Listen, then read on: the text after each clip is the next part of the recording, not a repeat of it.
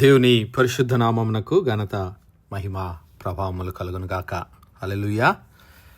ఈ అనుదిన బైబిల్ ధ్యానములకు మీ అందరినీ మన రక్షకుడు ప్రభు అయిన యేసు క్రీస్తుల వారి పరిశుద్ధ నామంలో ప్రేమవందనాలు తెలియజేస్తున్నాను. ప్రియులారా, మరి ఈ దినము మరొకసారి మలాకీ గ్రంథం మొదలుకొని మత్తయి సువార్త వరకు జరిగినటువంటి ఆ యొక్క 400 సంవత్సరాల కాలము దానియేలు ప్రవక్తకు దేవుడు తెలియజేసినటువంటి దర్శనమును ధ్యానించుకున్నాం.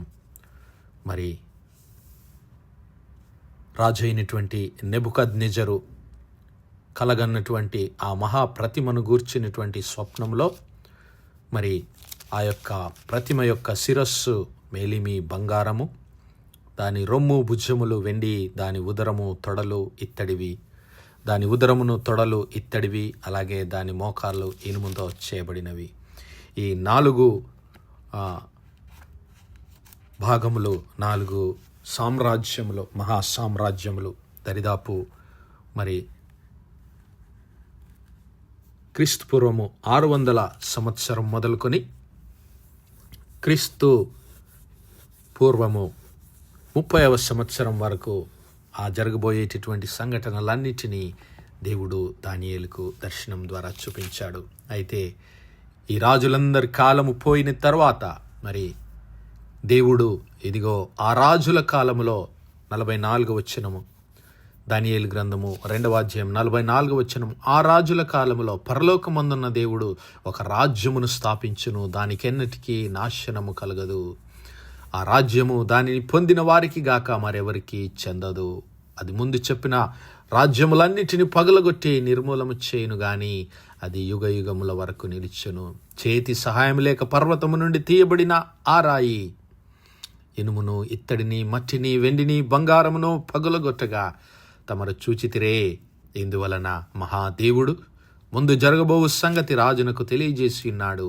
కళ నిశ్చయము, దాని భావము నమ్మదగినదని దానియేలు రాజుతో చెప్పెను. అంతటా రాజుకు నెబుకద్నెజరు దానియేలునకు సాష్టాంగ నమస్కారం చేసి అతన్ని పూజించి నైవేద్య ధూపములు అతనికి సమర్పింప ఆజ్ఞాపించెను. మరియు రాజు, ఈ మర్మమును బయలుపరచుటకు నీవు సమర్థుడవైతివే. నీ దేవుడు దేవతలకు దేవుడును, రాజులకు ప్రభువును, మర్మములు బయలుపరచువాడై ఉన్నాడని దానియేలునకు ప్రత్యుత్తరమిచ్చెను. అప్పుడు రాజు దానియేలును బహుగా హెచ్చించి అనేక గొప్ప దానములిచ్చి అతనిని బబులోను సంస్థానమంతటి మీదట అధిపతినిగా, బబులోను జ్ఞానులందరిలో ప్రధానునిగా నియమించెను. అంతటా దానియేలు రాజునొద్ద మనవి చేసుకొనగా రాజు షద్రకు, మేషాకు, అబేద్నెగో అను వారిని బబులోను సంస్థానం మీద విచారణకర్తలనుగా నియమించెను. అయితే దానియేలు రాజు సన్నిధిని ఉండెను. ఆ విధంగా ప్రియులరా, ఆ జరగబోతున్నటువంటి ఆ 400 సంవత్సరాల కాలమే కాదు ప్రియులరా, దరిదాపు 600 సంవత్సరాల కాలం ఈ యొక్క మరి నెబుకద్నెజరు కాలము మొదలుకొని ఆ యొక్క రోమా ప్రభుత్వము వరకు ఆ 4 రాజుల కాలము, క్రీస్తు ప్రభుల వారు జన్మించే కాలము వరకు జరిగినటువంటి సంఘటనలన్నిటినీ దానియేలు ద్వారా దేవుడు మరి రాజు అయినటువంటి నెబుకద్నెజరుకు వివరించాడు. దానియేలు ద్వారా దేవుడు మన కొరకు లిఖించాడు. హల్లెలూయా. అయితే ఆ 400 సంవత్సరాల కాలంలో ప్రియులారా, మరి దేవుని ప్రజలలో కలిగినటువంటి మార్పులేమిటి? దేవుని లేఖనములో వారు ఏ విధంగా మరి దేవుడు తన లేఖనములను ఏ విధంగా మన కొరకు సిద్ధపరిచాడు? దేవుడు తన లేఖనములను తన ప్రవక్తల ద్వారా పలికినటువంటి మాటలను, తన ప్రవక్తల ద్వారా దేవుడు తెలియజేసిన ప్రణాళికలన్నీ ఈ దినము పరిశుద్ధ గ్రంథంగా మన వరకు ఎలాగూ చేర్చబడ్డాయనేటువంటి విషయాలను మనము ఒకసారి జ్ఞాపకం చేసుకుందాం. ప్రియులరా, మరి ఈ యొక్క 400 సంవత్సరాల కాలంలో ముఖ్యంగా 4 రకములైనటువంటి గ్రంథములు మనము పరిశీలన చేద్దాం. మొట్టమొదటిది అపోక్రిఫా, అనగా ప్రియులరా మరి ఆ యొక్క బైబిల్ గ్రంథంలో చేర్చలేకపోయినటువంటి పుస్తకములు, మరి వారు రాసినటువంటి పుస్తకములు దేవుని చేత మరి తెలియజేయబడినటువంటి అనేకమైనటువంటి వర్తమానములు వారు ఆ దినములలో వారు పొందుపరిచారు. అలాంటి వాటిలో మరి దరిదాపు మన బైబిల్ గ్రంథంలో పాత నిబంధనలో 39 పుస్తకాలను మనం చదువుకుంటాం. 39 పుస్తకాలు బైబిల్ గ్రంథంలో ఉన్నాయి. అయితే అవి కాకుండా మరి ఇంకా అనేకమైనటువంటి పుస్తకాలు బైబిల్లో చేర్చబడలేదు. అనేకమైనటువంటి వ్రాత ప్రతులు వారు కనుగొన్నారు. వాటిని అపోక్రిఫాగా వారు పిలుచుకున్నారు. అయితే అవి బైబిల్ గ్రంథంలో చేర్చబడలేదు. కానీ వాటిని మనం పరిశీలన చేసినప్పుడు మరి ఆ దినంలో ఉన్నటువంటి మత సంబంధమైనటువంటి అంశాలు ఏ విధంగా మరి ఈ యొక్క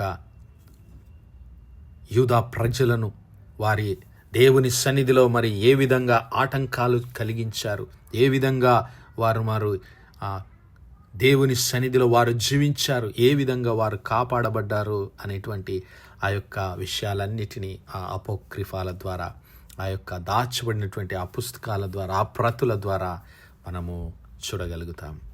వాటిని అపోక్రిఫాగా మనం పిలుచుకుంటున్నాం. ఇక రెండవ రకమైనటువంటి ఏమిటి అంటే సూడెపిగ్రాఫా అంటే ప్రియులారా, ఒక వ్యక్తి మరి బైబిల్ గ్రంథంలో ఉన్నటువంటి ప్రవక్త మీదనే కానీ, బైబిల్ గ్రంథంలో ఉన్నటువంటి మరి ఆ యొక్క వ్యక్తులపైన కానీ రాసినటువంటి రాతలు ఇవి. మరి మనం గమనించినట్లయితే హానోకు గ్రంథం పైన మరి వ్రాసినటువంటి మాటలు చూస్తే అది హానోకు ద్వారా రాయబడలేదు, కానీ మరి వేరే వ్యక్తుల ద్వారా రాయబడినటువంటి పుస్తకము. అలాంటి పుస్తకాలు కూడా ఆ కాలంలో ప్రచురితమయ్యాయి. మరి వాటిని ప్రాచీన కాలానికి చెందినటువంటి వాటిలో మరి ఆ రచయితలు తాము రచించి మరి వేరొక ప్రముఖుల పేర్లను లేదంటే ప్రవక్తల పేర్లను వాటికి వారిచ్చారు. అయితే అవి కూడా మరి బైబిల్ గ్రంథంలో చేర్చబడలేదు. కానీ వాటిని మనం పరిశీలించినప్పుడు ఆ దినములలో, ఆ కాలంలో మరి వారి ఆలోచన విధానం ఏ విధంగా ఉంది, వారి సమాజంలో విలువలు ఏ విధంగా ఉన్నాయనేటువంటి విషయాలన్నిటినీ ఈ సూడెపిగ్రాఫా అనేటువంటి మరి ఈ యొక్క ప్రతుల ద్వారా లేదంటే ఈ గ్రంథముల ద్వారా, ఆ యొక్క మరి రాతల ద్వారా మనము తెలుసుకోగలుగుతాం. అలాగే మూడవది మరి మనందరికీ తెలిసినటువంటిది డెడ్ సీ స్క్రోల్స్. మరి ఆ మృత సముద్రము వద్ద మనకు లభించినటువంటి ప్రతులు పరిశుద్ధ లేఖనాల్లో నుంచి మరి యెషయా గ్రంథం యొక్క మరి ప్రతులు ఆ యొక్క మృత సముద్రం యొక్క సమీపంలో కుమ్రాన్ కేవ్స్ అనేటువంటి ఆ ప్రాంతంలో మరి కనుగొనడాన్ని మనం చూసాం. ఈ ప్రతులు 1947 నుంచి 1956 సంవత్సరం వరకు మరి వారు చేపట్టినటువంటి త్రవ్వకాల్లో వాటిని కనుగొనడం కూడా జరిగింది ప్రియులారా. అయితే ఇవన్నీ ఆ కాలంలోనే ఇవి రాయబడినటువంటి ప్రతులు. క్రీస్తు పూర్వము 300 సంవత్సరం మొదలుకొని మరి క్రీస్తు పూర్వము 1వ సంవత్సరం వరకు ఇవన్నిటినీ ఈ డెడ్ సీ స్క్రోల్స్ మృత సముద్రం దగ్గర దొరికినటువంటి ఆ కుమ్రాన్ కేవ్స్లో దొరికినటువంటి యెషయా గ్రంథ ప్రతులైతేనేమి, ఇంకా మిగతా ప్రతులన్నిటినీ ఆ యొక్క కుమ్రాన్ కేవ్లో దొరికినటువంటి ప్రతుల్లో మనం చూడగలము. ఇది 3వ రకమైనటువంటి ప్రతులు డెడ్ సీ స్క్రోల్స్. ఇక 4వది ఆ దినములలోనే మరి 2వ మందిరపు నిర్మాణ కాలంలో ఎజ్రా, నెహెమ్యా ఆ కాలంలో మరి వారందరూ ఇక బబులోను చెర నుంచి తిరిగి వచ్చిన తర్వాత మరి వారు బైబిల్ గ్రంథాన్ని సమకూర్చుకొనడం జరిగింది. హెబ్రీ బైబిల్ వారు సమకూర్చుకొనడం జరిగింది. ఆ హెబ్రీ బైబిల్లో మరి మనం చూసినటువంటి ఆ 39 పుస్తకాలు మరి ఆ దినములలో మనం గమనించినట్లయితే మనము చదువుతున్న మాదిరిగా అది 39 పుస్తకాలుగా రాయబడలేదు. కానీ క్రీస్తు ప్రభుల వారు మాట్లాడినటువంటి మాటలను మనం ఒకసారి చూద్దాం. లూకా సువార్త 24వ అధ్యాయము 44వ వచనాన్ని ఒకసారి చూద్దాం. లూకాసు వార్త 24వ అధ్యాయము 44వ వచనంలో యేసు క్రీస్తు ప్రభుల వారు ఆయన పునరుత్థానుడైన తర్వాత మరి యెరూషలేమునకు ఆయన వెళ్ళి తన శిష్యులతో ఆయన మాట్లాడుతూ ఉన్నాడు. ఇదిగో ఈ మార్గమున 5 శిష్యులతో కలిసి వారితో మాట్లాడిన తర్వాత ఆ గడియలోనే వారు లేచి యెరూషలేమునకు తిరిగి వెళ్ళగా 11 శిష్యులు వారితో కూడా ఉన్నవారు కూడి వచ్చి ప్రభువు నిజముగా లేచి సీమోనుకు కనబడినని చెప్పుకొనిచుండిరి. వారిది విని త్రోవలో జరిగిన సంగతులను ఆయన రొట్టె విరిచుట వలన తమకి ఎలాగూ తెలియబడినో అది తెలియజేసిరి. ఆ ఈ మార్గమున పునరుత్థానుడైన క్రీస్తు ప్రభుల వారు ఆ 2 శిష్యులకు కనిపించి మరి వారిని ఆదరించాడు. అయితే వారు వెళ్ళి యెరూషలేములో ఉన్నటువంటి 11 మంది శిష్యులతో కూడా కలిసి ఆ క్రీస్తు ప్రభుల వారు చెప్పినటువంటి మాటలన్నిటినీ వారి అనుభవాన్ని వారితో పంచుకుంటున్నారు. అయితే క్రీస్తు ప్రభుల వారు వారి యొద్దకు కూడా వెళ్ళి వారిలాగు మాట్లాడుచుండగా ఆయన వారి మధ్య నిలిచి మీకు సమాధానమగునుగా కానీ వారితో పలికెను. అయితే వారు భయభ్రాంతులైపోయారు క్రీస్తు ప్రభుల వారిని చూసి. కానీ మరి వారందరూ ఆశ్చర్యపడుతున్నప్పుడు వారు ఇంకనూ నమ్మక ఆశ్చర్యపడుచుండగా ఆయన మరి మీ యొద్ద ఏమైనా ఆహారము కలదా అని వారిని అడిగెను. వారు కాల్చిన చేప ముక్కను ఆయనకిచ్చిరి. ఆయన దానిని తీసుకొని వారి ఎదుట భుజించెను. చూడండి పిల్లరా, ఆ తర్వాత అంతటా ఆయన మోషే ధర్మశాస్త్రములోను ప్రవక్తల గ్రంథములలోను కీర్తనలలోను నన్ను గూర్చి వ్రాయబడినవన్నీ నెరవేరవలెనని మీ యొద్ద ఉండినప్పుడు మీతో చెప్పిన మాటలు నెరవేరినవని వారితో చెప్పాను. హల్లెలూయా. ప్రియులారా, ఇక్కడ క్రీస్తు ప్రభుల వారు హెబ్రీ బైబిల్, మరి ఆ దినములలో హెబ్రీ బైబిల్ ఈ విధంగా ఉండేది ప్రియులారా. మొదటిది తోరాహు, మొదటిది మోషే ధర్మశాస్త్రము మొదటి భాగము, 2వ భాగము ప్రవక్తల గ్రంథములు, 3వ భాగము మరి కీర్తనలు లేదంటే రైటింగ్స్ కీర్తనలు. మొదటిది తోరా అనగా మోషే రాసినటువంటి పాత నిబంధన 5 పుస్తకాలు. 2వది ప్రాఫెట్స్ ప్రవక్తల గ్రంథములు, తోరా, నెవీం, కెటూవీం అనగా మరి కీర్తనలు లేదంటే రచనలు అని చెప్పుకోవచ్చు. అలాగే నెవీం ప్రవక్తలు, అలాగే మరి తోరా బైబిల్ గ్రంథంలోని మొదటి 5 పుస్తకాలు. అందుకే ఆయన ప్రవక్తల గ్రంథము, కీర్తనలు, అలాగే మోషే ధర్మశాస్త్రం అని ఆయన సెలవిస్తున్నాడు. మరి ఈ యొక్క హెబ్రీ బైబిలు ఇది ఆ కాలంలోనే ఆ రెండవ